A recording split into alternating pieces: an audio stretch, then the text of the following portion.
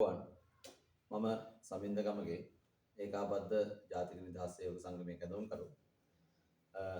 අද 17 වෙනිදා ලංකා විදුලි මණ්ඩලයේ සේවකයන් 22600ක් විතර ප්‍රමාණයකින් 50%ක් ලෙඩ නිවාඩු වාර්තා කරලා සියලු වෘත්තීය සංගම් නායකයන්ගේ මැදිහත් වීමෙන් ප්‍රධාන කාර්යාලය ඉස්සරහට ඇවිල්ලා සංකේත වැඩවර්ජනයක් කරා.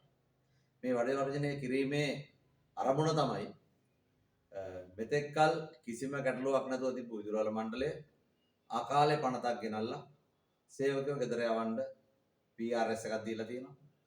කම්පැනි වලට දාන්න විකුණන්න ප්ලෑන් එකක් ගහලා තියෙනවා. මේකට උත්තර විදිහට සේවකයෝ පාරට බහලා ආණ්ඩුවෙන් ඉල්ලපුවාම ඔබතුමා පත් කරගත්තේ මේ පුද්ගලීකරණ පනත ගේන්නද? එහෙම නැත්නම් පුනරුත් ආණ්ඩුවක් ගෙනල්ලා ඉන්න හිතන රටක් හදාගන්න කතා කරපු මිනිස්සුන්ට ඉන්න හිතෙන්නේ නැති ආයතනයක් හදලා ගෙදර යන්නද? මෙන්න මේ වෙලාවේ ජනාධිපතිතුමා සාකච්ඡාවක් දීලා මාධ්‍යයට ලස්සන උත්තරයක් දෙනවා. ඒ උත්තරේ තමයි ලංකා විදුලි මණ්ඩලේ ලොකු වැඩිලු. මණ්ඩලේ ලොකු වැඩිලු. සේවකයෝ 20600ක් ඉන්නලු තනු මණ්ඩලයකින් පාලනය කරන්න බැයිලු. ලංකාව ලොකුද පොඩිද කියලා අපිට බලන්න වෙන්නේ ජාත්‍යන්තරයේ අනිත් රටවල් එක්ක. ලොකු රටවල් එක්ක. අපේ නැෂනල් ඩිමාන්ඩ් එක මෙගාවොට් 2700ක් 3000. ඉන්දියාවේ 87000ක් විතර ලොකුයි. එතකොට ඉන්දියාවේ මණ්ඩල 100ක් විතර ඇති මම හිතන්නේ මේක පාලනය කරන්නේ. ලංකාවේ මණ්ඩලයේ එක මණ්ඩලයකට පාලනය කරන්න බැයි නම් පොඩි මණ්ඩල ගොඩක් හදන්න පුළුවන්. විදුලි මණ්ඩලය කියන්නේ අමාත්‍යවරයාට ඉන්න අධ්‍යක්ෂක මණ්ඩලය මිසක් මේ හැම ප්‍රොවින්ස් එකකටම ඒරියා එකකටම මණ්ඩල අවශ්‍ය වෙන්නේ නැහැ. ඩිපියුටි ජනරල් මැනේජර්ලා, ජනරල් මේ ඉන්ජිනියර්ස්ලා, චීෆ් ඉන්ජිනියර්ස්ලා මේකේ මැනේජ්මන්ට් ස්ට්‍රක්චර් එකේ ඇතිතරම් මේ සේවකයෝ ඉන්නවා. ඒ අය මේක බලන්නේ. අනුර ජනාධිපතිතුමා කියනවා මේකේ තියෙන ලීක් හොයන්න බෑ කියලා. මේකේ ලීක් වෙන්නේ නැහැ. මේ කරන්ට් එක. කරන්ට් එක ලීක් නම් ෂෝට් වෙනවා. විදුලි බල පද්ධතියම ලීක් නැහැ. ලීක් නැති හින්දා පද්ධතිය පවතිනවා. ඒ හින්දා මේ මණ්ඩලයේ ලොකු වැඩි විදුලි මණ්ඩලයේ සේවකයෝ ලොකු වැඩි පද්ධතිය ලොකු වැඩි ඒක තනි මණ්ඩලයකින් බෑ. ඒ හින්දා කඩනවා කියලා දෙයක් නැහැ. ඒක බොරුවක්. අනිත් කාරණාව තමයි සම්මත කරලා තිබු පනත නීතියක් වෙලා තිබු පනත සේවකයෝ 12000ක් ගෙදර යවන්න තිබු පනත අපි මෙහෙම ඇදුවා මදිද කියලා අහනවා. සේවකයෝ 12000ක් ගෙදර යවන්න පනතක් සම්මත කරලා තිබ්බු හින්දා තමයි ඒ ආණ්ඩුවට ගෙදර යන්න උනේ. අලුත් ආණ්ඩුවක් ගෙනාවේ ඒ જાතිය නැති වෙන පනතක් ඉන්නේ. අලුත් ආණ්ඩුවක් ගෙනාවට පස්සේ කියනවනම් පරණ සම්මත කරලා තිබු පනත හින්දා අපිට මොනවත් කරන්න විදියක් නැහැ. අලුතෙන් මේ අපි මේ පොඩි වෙනස කරා ඒක මදිද කියලා අහනවනම් ඔබතුමාලටත් දෙන්නේ ගෙදර යන්න. කිසි ගැටලුවක් නැතුව තිබු විදුලි මණ්ඩලයේ කාංචන විජේසේකරලයි රනිල් වික්‍රමසිංහලයි පනතක් ගෙනල්ලා සේවකයෝ 12000ක් ගෙදර යවන්නයි මේක සමාගම් කරලා විකුණන්නයි හදපුවාම ආණ්ඩුවටුනේ ගෙදර යන්න. දැන් ඔබතුමා කියනවනම් සම්මත කරලා තිබු පනත මම මෙහෙම කරුවා මදිද කියලා මදි. පනත පුච්චරණ යාවේ අලුත් පනතක් කියන්න ආවේ. ඒ හින්දා ඒක මදි. එච්චරයි කියන්න තියෙන්නේ.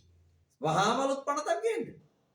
පනතේ පළවෙනි පිටුව අනුර දිසානායක ජනාධිපතිතුමා පනතේ පළවෙනි පිටුව පුද්ගලීකරණය කරන්නේ නැති කොටස් වෙළඳ පොලේ ලැයිස්තුගත කරලා විකුණන්නේ නැහැ කියන අලුත් පනතක් පළවෙනි පිටුවට හදලා පත්‍රේ දාන්න.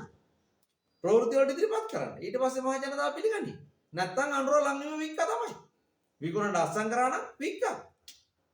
එච්චරයි. එතනින් යට කතා කරන්න දෙයක් නැහැ. අනිත් එක තමයි. ස්වාධිපත්‍ය ආරක්ෂා කරන පනතක් කියනවා. ස්වාධිපත්‍ය කොහොමද මේක ආරක්ෂා වෙන්නේ? ජාත්‍යන්තරෙත් එක්ක අපි අපේ ඉනර්ෂියා ලෝඩ්ස් පිටින් ගේනවනම් ඉන්දියාවත් එක්ක හරි වෙන විදේශ රටක් එක්ක හරි අපි විදුලි බලය අපි මිලදී ගන්නවනම් එතනින් එහාට ලංකාව තුළ පද්ධතිය ස්ථායි කරන්න අවශ්‍ය බලාගාර ටික හැදෙන්නේ නැත්තම් සුළං බලය කියන්නේ හුළඟ ආවා ගියා ඒ බලය අපිට රඳාපවතින්න පුළුවන් ඒක ඉනර්ෂියා ලෝඩ් එකක් නෙමෙයි මේ වගේ බල ශක්තියක් මත අපිට රඳාපවතින්න නම් අපි කල්පනා කරන්නේ අපි ස්වාධිපත්‍ය කොහොමද බල ශක්ති ස්වෛරීත්වය කොහොමද ඒ හින්දා මේක ස්වාධිපත්‍ය හදන පනතක් නෙමෙයි පැහැදිලිවම මේක මේ අපේ ස්වෛරීත්වය අඛණ්ඩතාවය අහිමි වෙන පනතක් ඒ වගේම සමාගම් කරනවලු සමාගම් එපා කියලානේ මේ අපි සේවකයෝ උද්ඝෝෂණ කරේ. රංජන් ජයලාල් මේ විදුලි සේවකයෝ 12000ක් විතර කියලා මෙතන කියාගෙන අනිත් සේවක සංගමනුත් ඒකබද්ධ කරගෙන පාට බෑලා කෑ ගැහුවකට. සමාගම් කරන්න එපා කියලා. කොම්පැනි කරන්න එපා කියලා. කඩසාප් පනතර ගේන්න එපා කියලා. එපා කියප එකයි සමාගම් කරන්නේ. ඒ වගේම සේවකයන්ට කියනවා සමාගම් වලට යන්න බෑ නම් ගෙදර යන්න. ඉන්න හිතන ආයතනයක් හදන්න නේද ආවේ? ඉන්න හිතන රටක් හදන්න නේද ආවේ? ජනාධිපතිතුමනි ඔබගේ මේ ප්‍රකාශය තරයේ හෙලා දකින්න.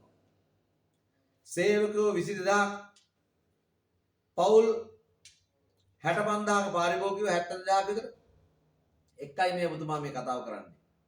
ඔබතුමා මීට වඩා සංවේදී වෙන්න. එහෙම නැත්නම් රස්සාව එපා නම් ගෙදර යන එකට වඩා ලේසි 22000ක් වූ සේවකයෝ 65000ක් වූ පාරිභෝගිකයන්ට කියන්නේ මුළු ලංකාවටම සේවය සපයන මේ දෙවන්ත ආයතනයේ සමාගම් කරනට වඩා ඔබතුමාට ගෙදර යන්නේ. ඒ හින්දා මේ වෙලාවේ අපිට කියන්න තියෙන්නේ පැහැදිලිවම විදුලි සේවකයන්ගේ හඬට සවන් දෙන්න සවන් දීලා මේ පනත අකුලලා ප්‍රතිවගත කරන පනතක් ගේන්න. එතනින් එහාට මේට විසඳුමක් නැහැ. විදුලි සේවකයන්ව අමාරුවේ දාලා මහ ජනතාව අමාරුවේ දාලා දාන්නකො ලෙඩ නිවාඩු හරි බලමුකෝ කියලා දෙයක් කියනවනම් මතක තියාගන්න සේවකයෝ ලෙඩ නිවාඩු වලින් මේ ප්‍රශ්නේ විසඳ ගන්න යන්නේ. එදාට ආණ්ඩුවටත් අමාරු වෙයි. එහෙනම් බොහොම ස්තුතියි.